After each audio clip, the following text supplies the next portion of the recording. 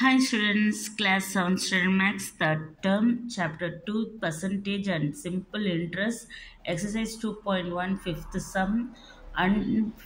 sum Anbu scored 436 marks out of 500 in his exam. What was the percentage he scored? இங்கே பாருங்கள், உங்கள் miss கூட போடுவாங்க கிளாஸில். என்னென்னா நீங்கள் தான் அன்புன்னு வச்சுக்கிங்களா. அப்போது டோட்டல் மார்க்கு 500. டோட்டல் மார்க் எவ்வளோ? 500. எவ்வளோ ஸ்கோர் பண்ணிக்கிறீங்கன்னா 436. இப்போ மேக்ஸில் நீங்கள் வந்து 100க்கு 99 எடுத்துட்டிங்கன்னு வச்சுக்கோங்க. அப்போ 100க்கு 99 total marks.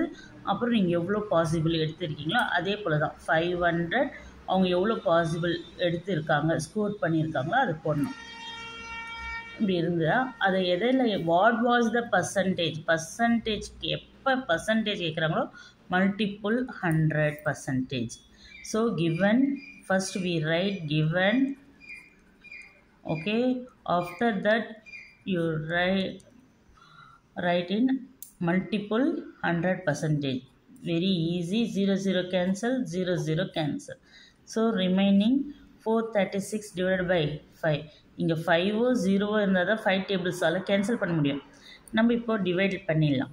Okay, 5 436. First 2 digit எடுத்துக்கலாம். 5 43 வராது 5 டேபிள்ஸில். ஸோ 40 வரும் இல்லையா. 5 8s 40, ரிமைனிங் 3 6. 36 வருமா? ஆனால் 35 வரும். 35 வந்து 5 7s 35, ரிமைனிங் 1. ஓகே, ஸோ எப்படி வந்து இந்த ஆன்சர் வந்து பாயிண்ட் போட்டு எழுதக்கூடாது, பர்சன்டேஜ் கேட்குறாங்க.